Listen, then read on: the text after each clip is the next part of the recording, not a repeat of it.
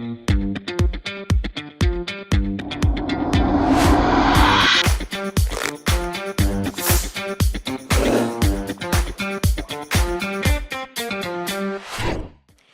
¿qué tal? Bienvenidos a un episodio más de Espinosa Podcast. Yo soy Gaby Espinosa y qué gusto saludarlos nuevamente.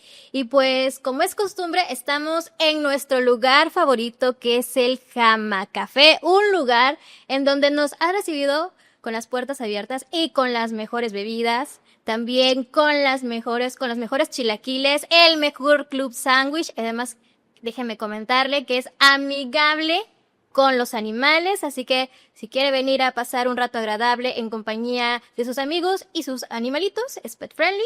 También le comento que si usted también desea tener un espacio pues ameno, estamos ahorita en una de las salas de juntas. Si usted desea también tener una fiesta o alguna reunión de trabajo, Jama Café también le ofrece este espacio. Estamos en época de elecciones. Por si no lo sabía, estamos en época de elecciones del Poder Judicial, y así que el próximo 1 de junio, pues vamos a elegir aproximadamente a 881 cargos, esto entre jueces, magistrados y ministros del Poder Judicial Federal. Y para hablar de este tema, vamos a saludar a nuestra invitada especial, y ella es la doctora Belén Ángel Estrada, quien es una de las candidatas a jueza de distrito de amparo y juicios federales del estado de Chiapas. Doctora, bienvenida. Muchas gracias por invitarme aquí a tu podcast. Es un gusto tenerla acá y principalmente que nos platique de qué se trata sobre estas elecciones, que está el 1 de junio, ya estamos a 2 meses casi, a que podamos elegir, a menos de 2 meses ya. O sea, estamos prontísimos a elegir a nuestros que nos van a representar en nuestra máxima tribuna. Y pues para empezar, a mí me gustaría conocerla un poquito más, porque usted es una de las candidatas que está participando en estas nuevas elecciones. Estamos estrenando, porque podríamos decir que esto es nuevo para nosotros. Sí. Bueno, ¿quién es Belén Ángel Estrada? Yo soy Belén Ángel Estrada, licenciada en Derecho, maestra en Derecho Constitucional y Amparo y doctorante en Derecho Público. Actualmente trabajo en el Tribunal de Justicia Administrativa del Estado de Chiapas. Soy secretaria proyectista del Juzgado Especializado en Responsabilidades Administrativas y tengo 43 años, especializaciones pues en diplomados, tengo un diplomado en Derecho en Reformas Constitucionales a la Ley de Amparo, otro diplomado en Derechos Humanos en la Práctica, por Asistencia Legal. Es una ONG que se dedica precisamente a la defensa de los derechos humanos, que se realizó en colaboración con los poderes judiciales de Guerrero, Oaxaca y Chiapas. También tengo un diplomado en Derecho Laboral y Seguridad Social que impartió el Instituto de Estudios Fiscales, y otro diplomado en el nombre es el liderazgo y empoderamiento de la mujer en el ámbito político. Y así una serie de especializaciones en materia laboral, en materia administrativa. Como los últimos años me he dedicado desde el 2018 para acá en el tema, en materia administrativa, pues sí me he enfocado en la especialización o en seminarios en materia de combate a la corrupción, en responsabilidades administrativas de los servidores públicos, de combate a la corrupción, certificaciones en materia de igualdad y derechos humanos, que están muy relacionados, quieran o sea, lo que sea, también tiene está muy ligado con el tema de la correcta administración de justicia en materia de responsabilidades. También en temas de capacitación del enfoque de igualdad entre hombres y mujeres, por decir, creo que ya dije lo de contrataciones públicas. Sí. Y así, o sea, una serie de materias o seminarios en temas de carácter administrativo y también carácter laboral, porque pues existe estrecha relación en esos temas con la administración y sobre todo con el tema administrativo. Doctora, para tener un poco más de conocimiento, porque estas son elecciones nuevas, pero también es importante saber qué es el trabajo de un juez. ¿Qué hace un juez? ¿Qué resuelve? Puedo hablarte del cargo para el que voy. Así es. Decidí postularme. El juez de amparo es el juez o la jueza de amparo. Es los tribunales en materia de amparo son aquellos que se encargan donde se ventilan o donde se llevan a cabo los juicios en materia de control de la constitucionalidad y la protección de los derechos humanos. ¿Esto qué significa? Que cuando una persona, ya sea moral o física, o un ciudadano, o aunque no lo sea una persona migrante o indocumentada, resiente una afectación o un menoscabo en sus derechos, ya sea por una autoridad o incluso por particulares que están ligados o que tienen una actividad en torno a una norma, por ejemplo, una escuela, una institución educativa de carácter particular, o un hospital, se puede decir, que se rige por la Ley General de Salud, resiente una afectación a sus derechos. El juicio de amparo es el juicio o el medio de defensa para la protección de esos derechos.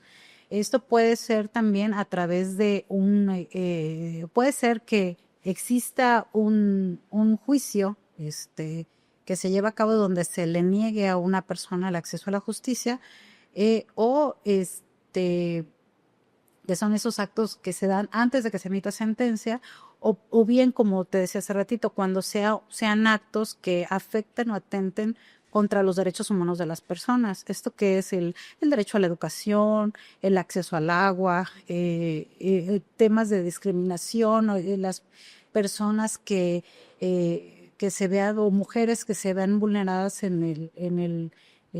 por la administración pública, por que se les niegue un trámite o un servicio que atente un trato diferente contra no sé, alguna petición que quieran. Puede ser incluso de ejemplo claro, la rectificación de actas de nacimiento de las personas que pretenden o que se identifican con un género, pero dice que no nacieron. Entonces, esos son los tipos de actos que a través del juicio de amparo las personas pueden defender sus derechos. Ok, eso es importante porque todos tenemos derechos, pero a veces no logramos identificar quién nos puede defender, a quién podemos acudir. Entonces, ahí en este sentido, pues están los jueces que nos protegen, que ven por nuestros derechos, y que en este sentido, pues usted es una de las que podría estar representándonos. Hay un tema muy importante, doctora, de que ya lo platicábamos fuera de cámaras, que derivado a la reforma judicial, ustedes tienen esta oportunidad de postularse, porque muchos, igual, decíamos que era una reforma política, una reforma que no tenía ningún beneficio, una reforma en el que cualquiera podía participar sin que tuviera las bases de conocimientos jurídicos, judiciales. Y es importante pues mencionar que para ustedes esto es una oportunidad de representarnos. Sí, yo coincido. Yo creo que sí, esta decisión de inscripción a la convocatoria que se realizó, para recordar la reforma que se llevó a cabo, que fue el 15 de septiembre, cuando se publicó el decreto, si no me equivoco. Ya después en octubre que se abre esta convocatoria o el periodo, sí fue muy muy cuestionada, yo creo que por todos los operadores jurídicos. Hablo de operadores jurídicos, abogados, personas que se dedican a la administración pública, creo que por todas las personas estábamos como que muy preocupados o sobre todo porque es una reforma que deconstruye completamente Exacto. el acceso a de estas posiciones, y tomando en cuenta porque quienes estamos en el ámbito que nos dedicamos o que trabajamos en torno a la impartición de justicia, sabemos de que el llevar a cabo o estar inmersos en resolver sobre los derechos de las personas no es tarea fácil. O sea, se requiere conocimiento, especialización y sobre todo mucho compromiso social, valores éticos y responsabilidad, y un sinfín de principios que los operadores debemos de tener.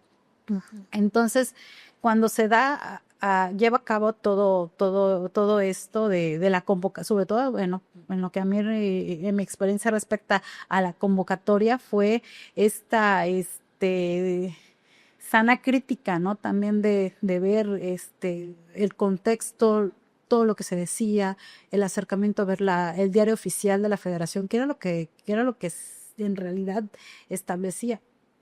Y ver y en ese momento al ver, dije, bueno, o sea, parece ser que mi perfil puede ser compatible. Y dado el caso como como lo pienso, como lo he visto, yo recuerdo, fue con ese afán de bueno, vamos a probar, a ver, porque yo tengo la preparación, tengo experiencia, he dedicado más de 16, bueno, alrededor de más de 16 años en el ámbito de impartición de justicia.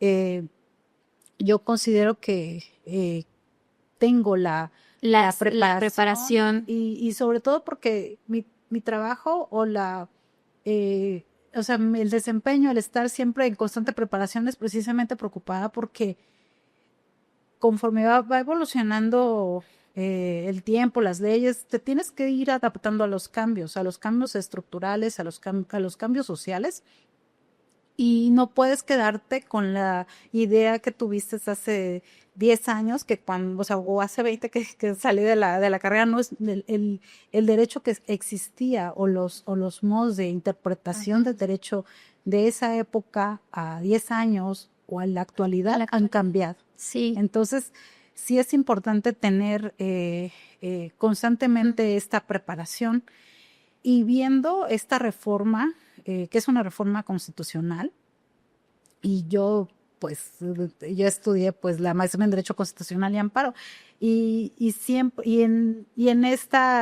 cuando estudié, a mí me quedó muy claro que las constituciones se van transformando, y que las constituciones llevan implícita el sentir social del Estado, o sea, es territorio, población y gobierno. Entonces, estos elementos deben de estar coordinados, pero la población que la representa es la sociedad que va cambiando. Entonces, esto al final de cuentas es un nuevo orden, o sea, jurídico, que ya pasó muy cuestionado, eso sí, muy cuestionado, pero al plantear toda esta convocatoria fue realmente intentarlo y decir, bueno, yo tengo los conocimientos, yo parece ser que cumplo con el perfil, vamos a ver si esto es cierto, si se materializa, porque también teníamos muchos las ideas se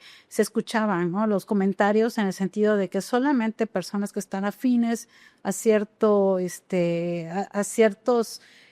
grupos o las élites, que pues eso pasa, y yo pues realmente no tengo ningún sentido partidista. Yo he dedicado, yo soy una servidora pública, he trabajado en la administración de justicia o en tribunales, trabajé casi 10 años en un tribunal laboral que resolvía conflictos de los trabajadores al servicio del Estado, y después tuve la oportunidad de ser secretaria proyectista en un tribunal de justicia administrativa donde la ciudadanía llega y combate o pretende combatir la nulidad de los actos del Estado, o sea, de esos agravios, ¿no? Que resiente. Entonces, este campo, pues sí dijo, bueno, yo creo que sí tengo esta posibilidad, ¿no? De poder, acceder, porque vamos a intentarlo, vamos a ver, si es cierto que esta convocatoria sí está abierta para Sí, todos, ajá, ¿no? y eso es un punto muy importante, doctora, porque eh, es importante mencionar que los que están para candidatos, jueces, son personas que, como cualquier otra, que tienen la iniciativa de ayudar, la iniciativa de representarnos, no son personas políticas, no han hecho jamás una campaña política. Esto es algo nuevo también para ustedes y que, pues, es una experiencia más. Sí, yo creo que sí es muy importante que la ciudadanía y que las personas sepan que esta es una elección totalmente, aparte de novedosa, apartidista, está prohibido. Y sí, como ven campaña, o sea, ya lo asocian, pero lo que me respecta, pues yo soy una persona, servidora pública, y que madre de familia, que hija, y vaya, o sea, que nos dedicamos a trabajar. Y esto también es muy eh, paradójico porque la postura siempre ha sido como que desde un punto de vista muy, o sea, no como con con reflectores, ¿no? De esta exposición, ¿no? Sino que desde un punto de vista muy, en apariencia, resguardado, trabajando, pero sí con una reflexión muy crítica respecto a lo que pasa en el exterior. A veces, pero yo creo que eso es algo importante que tiene ahorita la reforma. A veces en el tema jurisdiccional tú estás con los expedientes y si tú no tienes idea de cómo se desenvuelve la vida cotidiana o no tienes como que esa sensibilidad de cómo se va transformando, eh, entonces se pierde y te vuelves, o podría creer que la persona se vuelva un poco como que apartada. Pero acá esta reforma lo que fue muy compatible o lo que me llamó mucho la atención para poder sustentar o inscribirme fue esa idea del acercamiento del juzgador o de la persona juzgadora con la ciudadanía. Con la ciudadanía. Sí, y con las personas, porque para mí sí es muy importante distinguir que no solamente es la ciudadanía, sino también están las personas, porque también están los niños y adolescentes, que ellos todavía no son ciudadanos, pero gozan de la protección de sus derechos humanos. Claro. Y también están las personas que están transitando, que están migrando a otros, o que vienen de paso. Sí. O personas que han nacido y no tienen documentos, que han nacido aquí en México y que no tienen documentos y están en una situación de vulnerabilidad y desventaja porque precisamente no sabemos si son parte de este fenómeno migratorio, ¿no? De migración que sea. Entonces, todos esos factores hacen que esta nueva forma de elección, o sea, te empuje a y principalmente, vayas, ¿no? doctora, sensibilizar, ¿no? Sí, sí es. Yo creo que lo más importante es eso, o sea, que las personas salgan con las ciudades, bueno, en este caso sí sería la ciudadanía, porque son los que tienen esa intención de voto, pero también de ir verificando. En lo particular, yo me siento muy satisfecha porque mi primera experiencia de trabajo laboral fue en el sector agrario. Y en un primer momento, que como dice el dicho, ¿no? Mi primera chamba fue en el sector agrario, ¿no? Ahí tuve la oportunidad y fue en un programa que resolvía conflictos en el medio rural. Okay. ¿Y esto qué era? Era irme a donde estaba el problema al municipio o ellos venían a la ciudad, pero en muchas ocasiones yo me tenía que trasladar a donde estaban los conflictos, a las comunidades los ejidos donde estaban esas pugnas, ¿no? De conflictos, ya sean sociales, eran de un montón de circunstancias. Entonces, a través de la compra de tierra se solucionaba, pero primero era agotar la mediación, la conciliación, los acuerdos. Los diálogos. Sí, el diálogo así y de pleitos añejos. Entonces, ese acercamiento, ese sentir de ir, que te reciban en su espacio, sí te genera, bueno, a mí me generó como que la idea, ¿no? De ver cómo está en el campo, cómo se llevan a cabo las cosas, cuáles son las costumbres, a dónde tienes que ir primero, ¿no?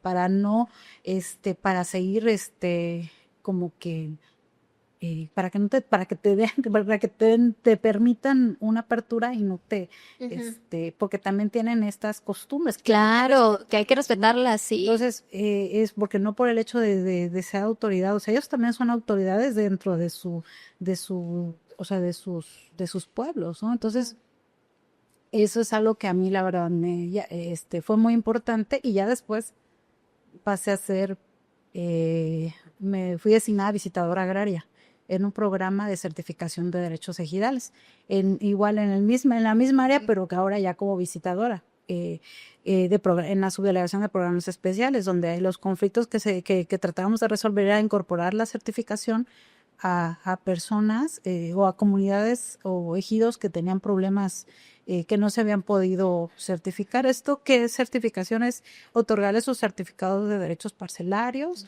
de avecindados o de sus solares urbanos.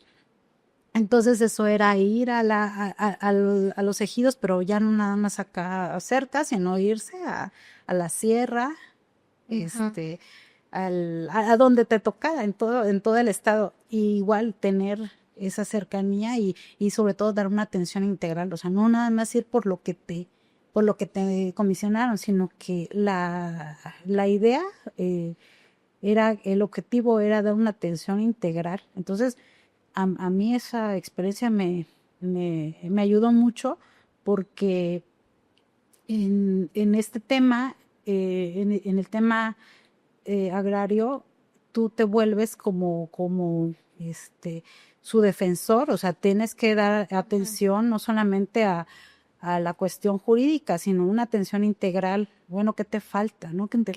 Hacer un análisis integral de cómo está la situación jurídica, a ver dónde estás, y darle certeza en todo, sin que nadie te lo pida o sin que ellos te lo pidan, sino tú reaccionar porque estás observando que lo necesitan. Entonces, eso es, yo creo que en general es lo que a mí me ha ayudado mucho. Y ya después, como platicamos hace rato, el tema del trabajar tuve la oportunidad de trabajar en el ámbito de impartición justicia en materia laboral, en donde los trabajadores al servicio del Estado resolvían o demandaban sus despidos sus injustificados o algún conflicto en materia laboral. Y ahí también, o sea, se ve el principio prooperario, que es la interpretación que más favorezca al trabajador, ¿no? O a la persona trabajadora. Entonces, esta idea o esta convicción de dar una atención, no nada más de lo que te pide, de un estricto derecho. Tener cierto ojo, podemos decir, clínico, podemos decir, o sea, sí. Me está pidiendo esto, pero yo considero que le afecta a él. Ajá. Sí, aquí hay como que me está pidiendo esto, pero también tiene una serie de cuestiones que no pidió, pero le corresponde. Exacto. Entonces hay que otorgarle este derecho. Y yo creo que es muy importante que el operador jurídico lo tenga. Hablando de operador jurídico, es que no nada más sería el titular o la titular del juzgado, sino que sean todos quienes integran un órgano jurisdiccional, o sea, esa sensibilidad, esa apreciación, la sana crítica y sobre todo la convicción de vamos a dar o a maximizar en lo que se pueda sus derechos para que tenga ese acceso a la justicia y verificar si le corresponde o no la pretensión que está ejerciendo. Ahorita con la reforma va a quedar estructurada con 9 ministros, si no recuerdo, que van a ser los de la Suprema Corte de Justicia de la Nación, que ahora cambia de 15 años, de un periodo de 15 años a 12 años. También va a estar constituido con un tribunal de disciplina judicial. Que eso es nuevo. Eso es muy novedoso porque el Consejo de la Judicatura Federal, que era el órgano que se encargaba de la administración, yo lo entiendo así como de los temas administrativos relacionados con el poder judicial, que lo encabezaba la presidencia de la Suprema Corte.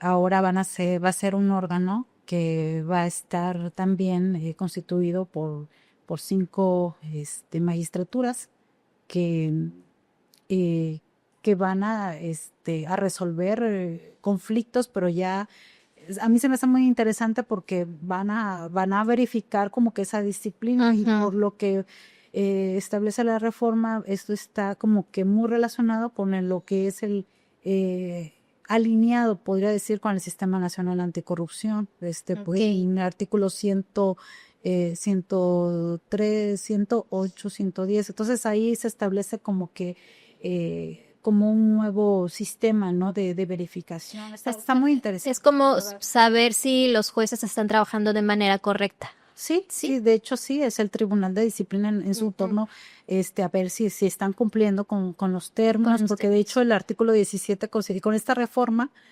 también se habla de la reforma del artículo 17 constitucional, que establece la máxima de resolver los juicios en un menor término, no en el término que establece la ley.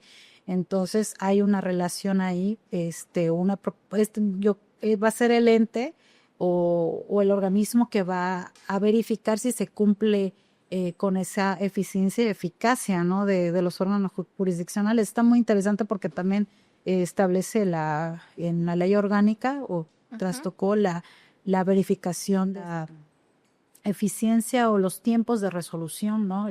El manejo, cómo se llevan a cabo los órganos jurisdiccionales. Y en caso de que algún juez no cumpla, ¿hay sanciones? Sí, por supuesto, sí. ¿Cómo cuáles serían las sanciones? Es el juicio político, la destitución, sí, ahí se establecen. O sea, pues sí van a estar también vigiladitos, ¿no? Sí, de hecho, es lo que se establece en este sistema, la corrección y sobre todo la vigilancia, ¿no? de las facultades. Sobre todo lo que persigue es el combate al nepotismo, al tráfico de influencias. Yo creo que son faltas administrativas graves, ¿sí? y que deben de ser completamente sancionadas, ¿no? Ya claro. Falta, ¿no? Entonces sí, es lo que persigue erradicar por completo esas conductas, que en general la ley general de responsabilidades de los servidores públicos establece como qué son ese tipo de conductas y cómo deben de ser sancionadas. Doctora, ¿antes cómo eran elegidos los jueces? Antes eran por carrera, bueno, antes eran por concursos de oposición. Ok. Sí, es lo que se criticaba tanto antes de esta,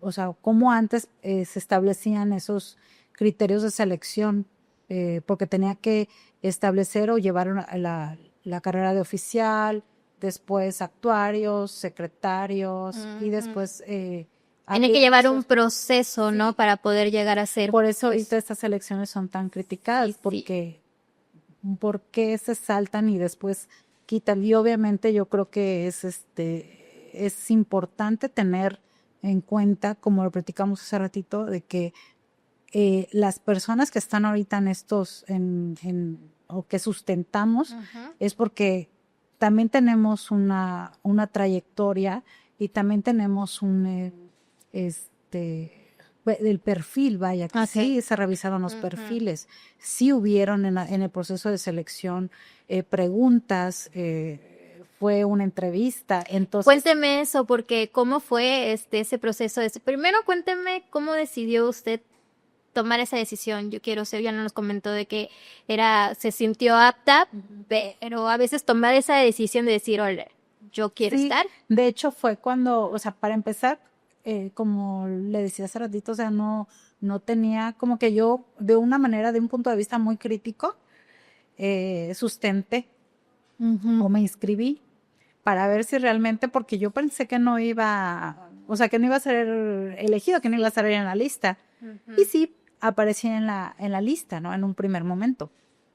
Pero después venía este proceso y de las entrevistas. A mí me llegó un correo electrónico en el cual teníamos que confirmar. Y en ese momento, cuando me llegó el correo, sí me dije, ay, o sea, sí es, sí, y te pedían tu confirmación, que era como que para ver si le querías dar seguimiento. Yo no contesté de manera inmediata, me tomé mi tiempo, porque también tenía, pues, tenía muchas cosas que hacer, ¿no? Mucho trabajo y fuera como que, o sea, un momento, voy a revisarlo, no voy a seguir con mis actividades prioritarias, ¿no? Y, y ya fue en un momento de reflexión, de, bueno, ya terminé con mis tareas y de ver, y de reflexionar, bueno, ¿tomo o no tomo confirmo o no confirmo? Porque ya después, como no confirmé en tiempo, me llegaron como 4 correos. Confirmo, confirmo, confirmo, o sea, sí, y se prorrogaba el tiempo, porque te daban como 48 horas para confirmar. Entonces, yo no confirmé en tiempo, entonces me mandaron otros 3 correos que donde se me prorrogaba el tiempo para confirmar. Entonces dije, bueno, son 4 correos, digo, bueno, y pues el momento de reflexión fue, bueno, si no confirmo, o si no continúo aquí, pues me voy a perder voy a tener, bueno, el hecho de confirmar y adentrarme es también conocer de primera mano cómo se está llevando a cabo el proceso de reforma, porque como te decía hace ratito, o sea, yo pues en el tema del estudio de las constituciones y de lo que es una constitución, pues sí era muy interesante, porque es ser parte de este proceso de construcción o de construcción de un nuevo modelo, ¿no? Porque es una elección constitucional. Entonces ahí fue donde dije, bueno, a mí nadie me va a cantar, no es poner a prueba otra vez o sea, todo este proceso. Y contesté y confirmé. Entonces, y fue el preparar y llegar a la entrevista y quiero ver qué me preguntan, quiero ver qué es lo que me van a preguntar. O sea, la verdad sí fue muy emocionante, o sea, sí fue muy emocionante ya cuando ya se iba acercando el momento, sí sentí fuerte, pues, o sea, sí sentí una sensación es una sensación muy rara, pero sí considero que fue para mí muy interesante porque sí me hicieron 2 preguntas, eh, y curiosamente, en materia, bueno, una fue penal, y pues la desarrollé, y la otra fue también en un tema administrativo y que también desarrollé, y yo pues sí fue muy o sea, no capciosa, sino muy, muy profunda la pregunta. O sea, una pregunta que te daba para desarrollar muchos temas. ¿Y tenía que ser objetiva o si le daban esa oportunidad de Yo lo que sentí abordar? me sentí como cuando en la especialización mi maestro me hacía como que me hizo una pregunta de amparo indirecto, o sea, como que cuánto es la procedencia del amparo indirecto y esos temas, o sea, en especialidad tuve un maestro que así nos hacía los exámenes, te planteaba una pregunta y ya tú la tenías que desarrollar. Y el tema era, en sí, la pregunta relacionada con la procedencia o en procedencia y sus excepciones. ¿Quiénes eran los encargados de evaluar? Bueno, ahí las personas al principio nos dijeron me dijeron que era como una leyenda de que era para temas, se le habían dado la pregunta y que otras personas iban Ok. o sea, como que te grababan y otras personas iban a decidir o iban a analizar tu respuesta y que tenías 15 minutos para desarrollar las 2 preguntas. Y pregunta, bueno, la siguiente pregunta y bueno, terminó, bueno, muchas gracias, nos vemos. Ese era como el primer filtro, podríamos Sí, decir. sí. Ujú. De ahí salieron las listas de idoneidad.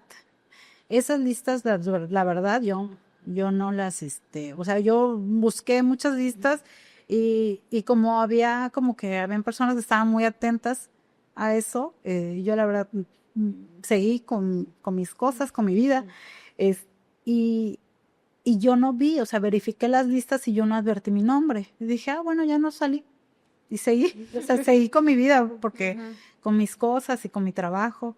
Y ya fue después que un amigo me dijo, oye, felicidades, saliste en la insaculación. Y yo, ¿cómo? ¿Pero en dónde? O sea, ¿dónde? Sí, o sea, yo la verdad no lo advertí.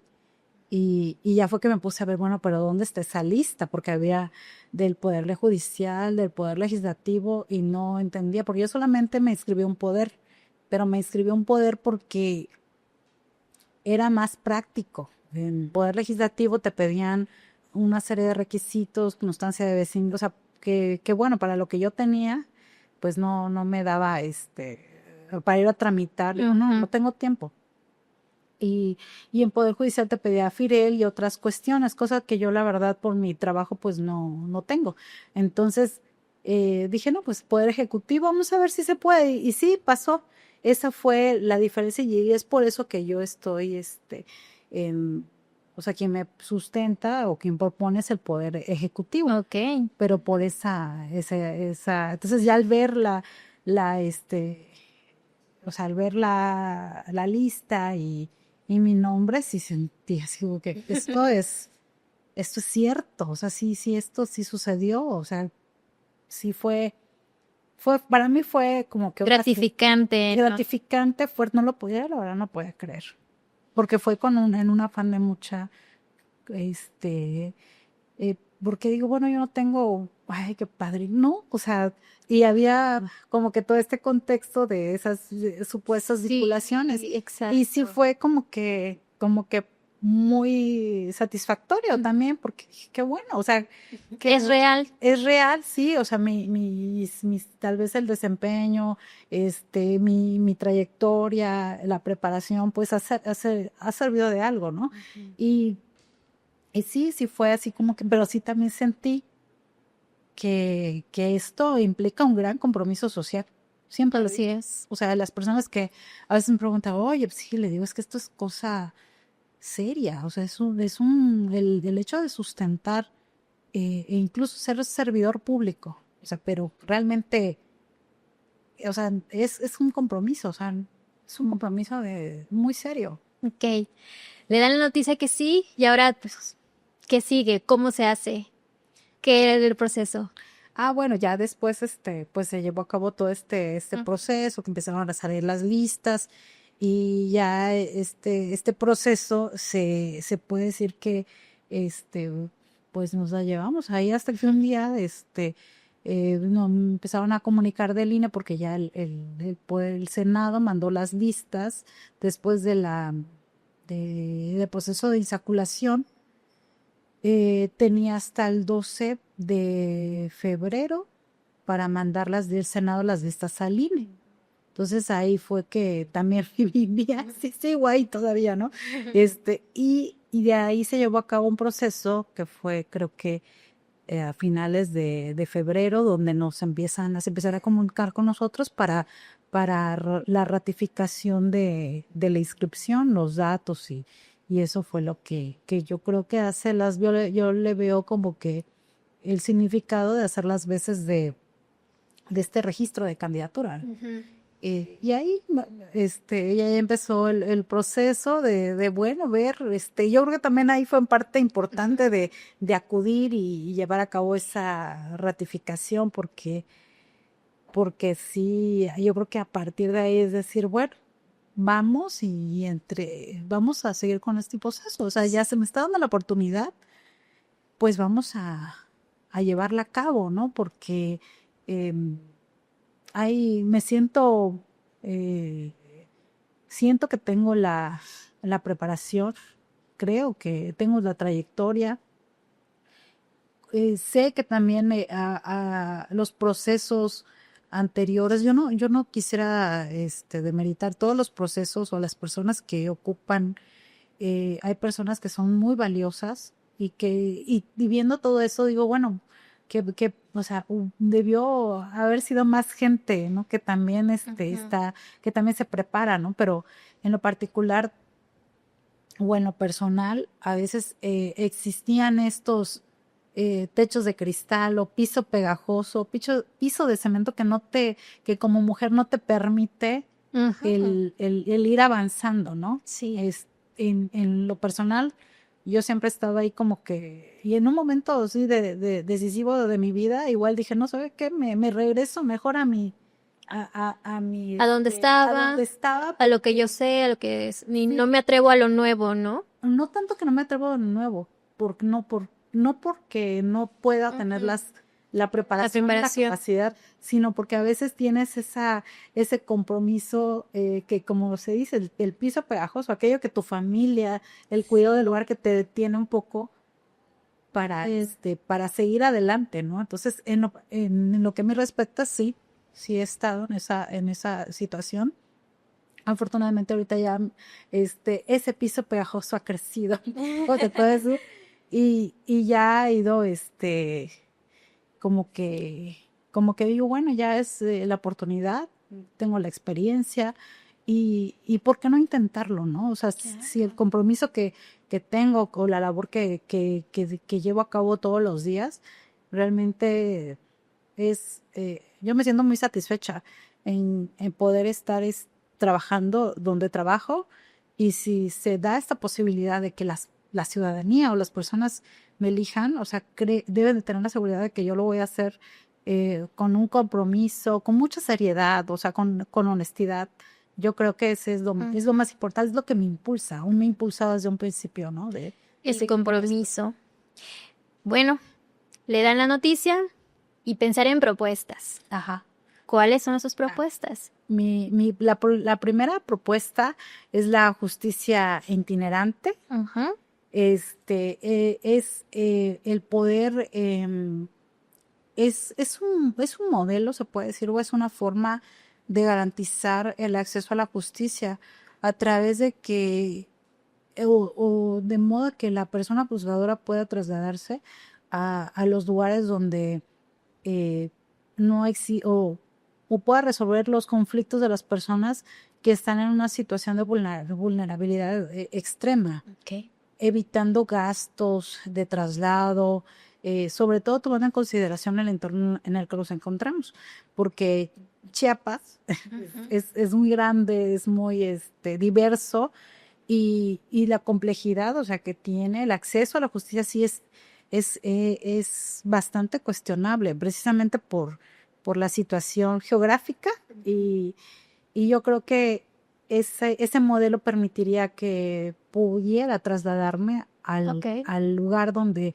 pudiera tal vez desarrollarse una audiencia constitucional, o sea, algo para poder tener esa cercanía con las personas. Esa sería una. Esa sería una, sí.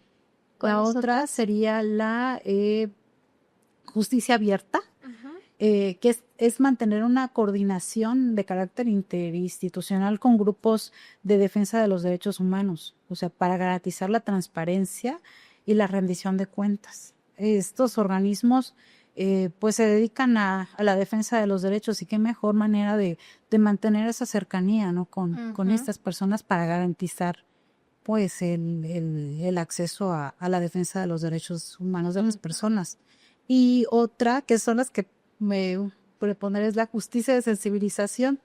Esto es mantener una colaboración a través de la capacitación del personal operativo o jurídico que trabaja en organizaciones gubernamentales y no gubernamentales en materia de de defensa de los derechos humanos.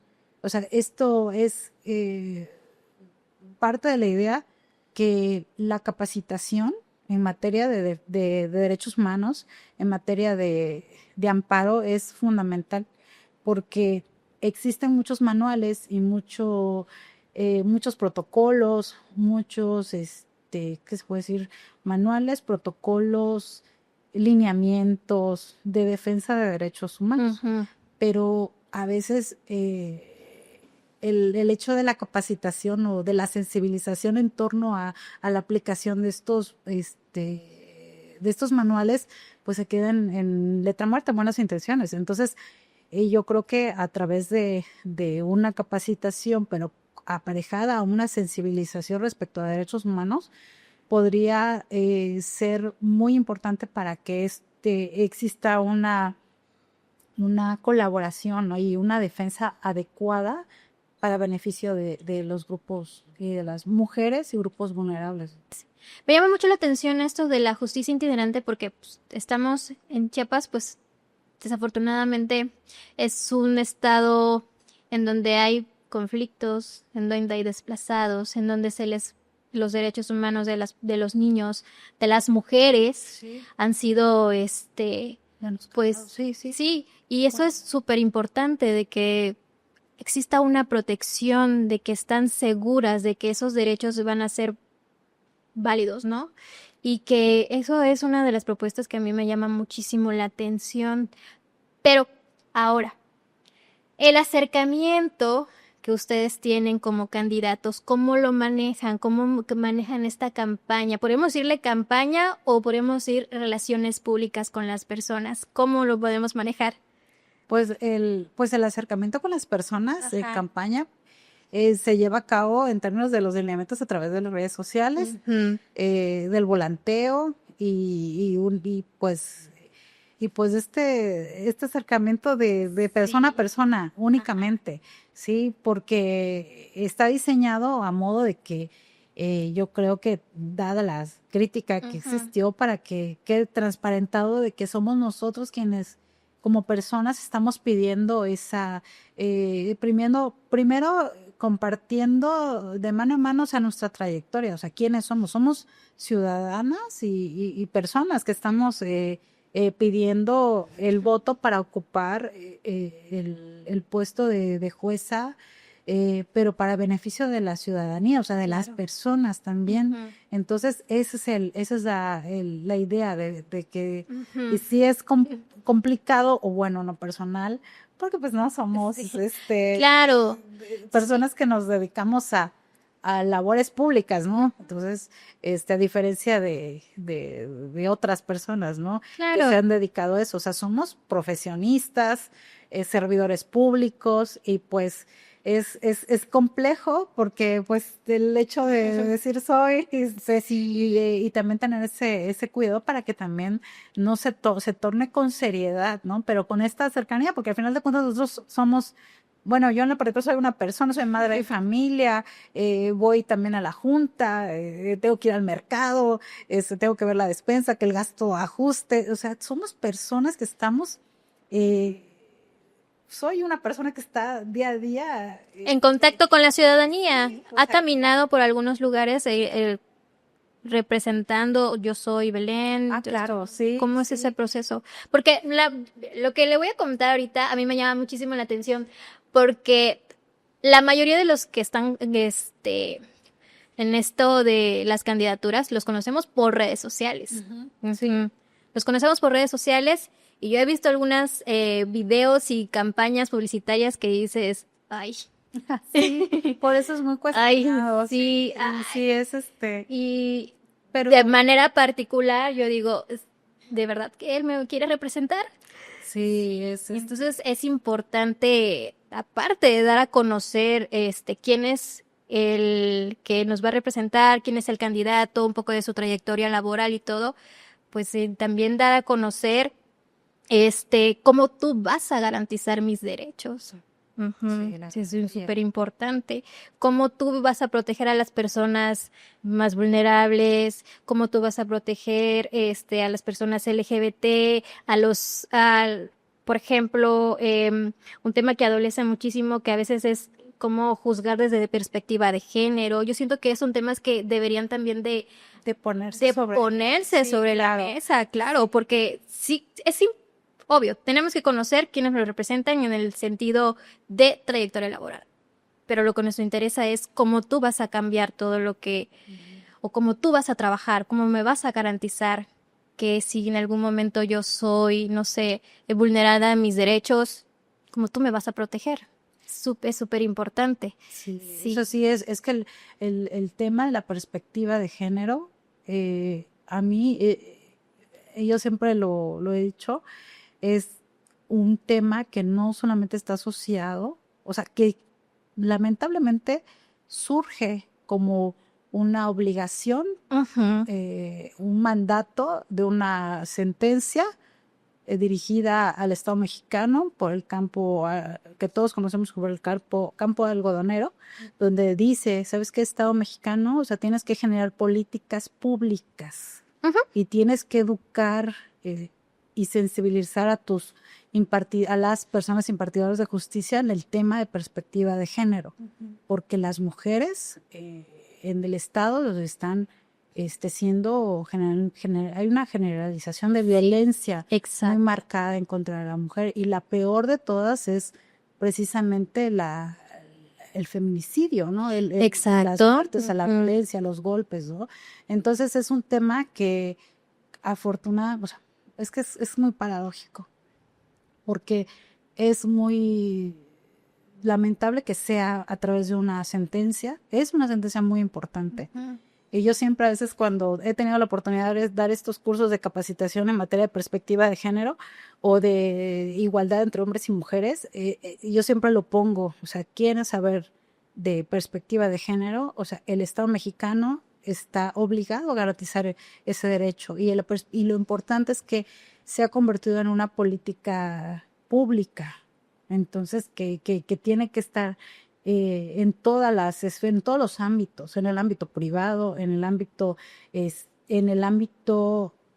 sea, las autoridades tienen que garantizar ese, o sea, que no Ujú. nada más tiene que ser en una contienda judicial, sino que también, o sea, la administración pública tiene que generar actos de acciones en materia de garantizar esta igualdad entre hombres y mujeres, ¿no? Entonces, Y, y ya yo considero que ya cuando un asunto llega a un tribunal, sea de la materia que sea, en ese tema, ya es que existe un sufrimiento, ¿no? de la persona. Y lo único que puede hacer la sentencia es como que a manera de buscar el modo de cómo pueda reparar ese derecho, ¿no? La sentencia por sí misma se convierta en una forma de reparación. Entonces, sí es muy importante que las personas que estamos en esta contienda sepamos bien de qué se trata la perspectiva de género, y que no solamente es garantizar o decantarnos en favor de las mujeres, porque también existen hombres, niños, adultos mayores que están en una desventaja social importante, y que el medio o los medios de control jurisdiccionales son como que la manera, pero ya existe un sufrimiento. Entonces, todas las personas que nos dedicamos a la función jurisdiccional debemos de tener presente que ya cuando llega el caso y que viene, hay que verificar y cuestionar y llevar a cabo todo ese procedimiento de juzgar con perspectiva de género, porque se supone que ya debe de estar presente con el grado de objetividad e imparcialidad, o sea, procurando lo que yo le digo, la igualdad de armas, o sea, que cada parte exhiba las pruebas que en su oportunidad y en los tiempos, pero verificar bien el enfoque que tiene, porque como decías hace ratito, o sea, son las personas indocumentadas, están los migrantes, la comunidad LGBTI LGBT. más, Ujú. dos, creo que también ya Sí, es. ya, esas son, ujú. Entonces, Y que son exigen, todos todos. los días exigen sus derechos, porque Claro. desafortunadamente son personas que han sido Que son vulnerables. marginadas, Sí, vulneradas, violentadas, sí, los transfeminicidios, o sea, son casos en el que sí se debe de trabajar en cuestiones de feminicidios. A mí me ha tocado en este espacio, ya hemos entrevistado a una mamá que fue víctima de feminicidio, que desde el principio el caso de su hija no fue juzgado con bajo perspectiva de género y hasta que luchó y después de 3 años, 4 años, ya pudo ser catalogado como Como feminicidio. feminicidio.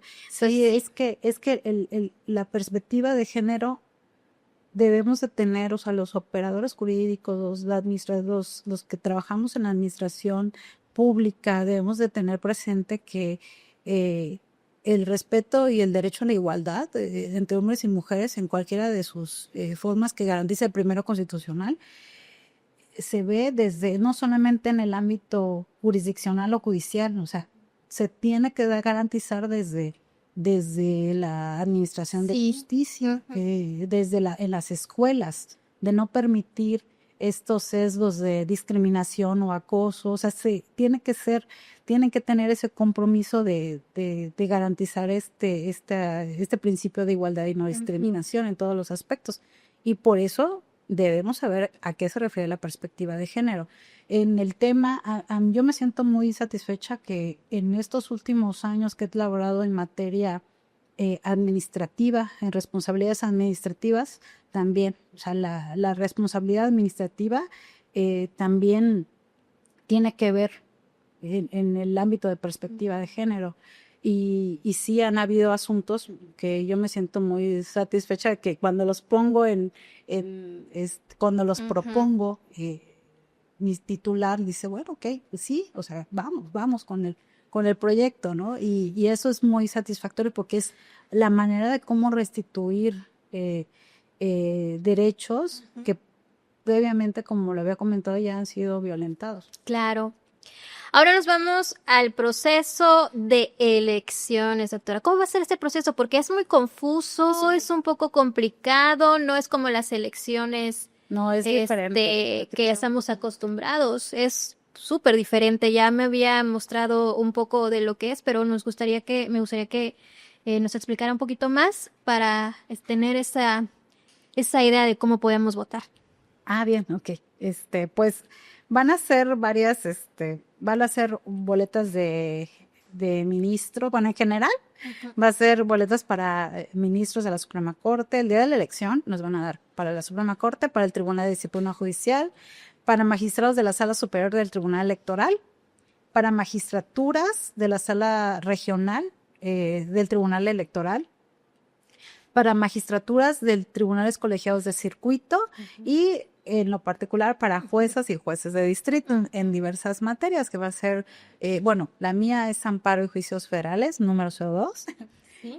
Ángel Estrada Belén. Y también va a haber a laboral, penal y civil, creo, mixto, sí, mixto. Esos son los cargos que van a comprender. Y cómo votar. ¿Cómo votar? ¿Cómo votar por mí? Yo acá traigo un ejemplo, no sé si lo puedo mostrar. Sí, explíquenos y ya poco a poco, Bien. vamos a mover la cámara para que nos Pues, explique. La boleta para jueces y jueces de distrito va a ser amarilla. Ahí van a ver los nombres, están en orden alfabético. Me tocó el número 02, Poder Ejecutivo, viene con unas iniciales a los lados.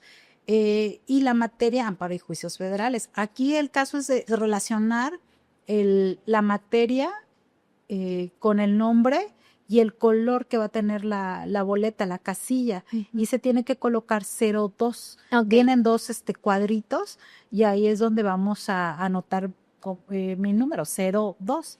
Amparo. ¿Tenemos ahí la imagen de cómo será la boleta? Sí, aquí está. Ese es un ejemplo. Sí, aquí viene el número de distritos, se puede decir, las materias. En lo que respecta es Amparo y Juicios Federales, que son cuatro puestos, pero en lo que me respecta, eso es algo muy interesante porque son 4 cargos y 2 son para mujeres y 2 para hombres. La boleta está dividida de este lado es para mujeres y el otro es para hombres.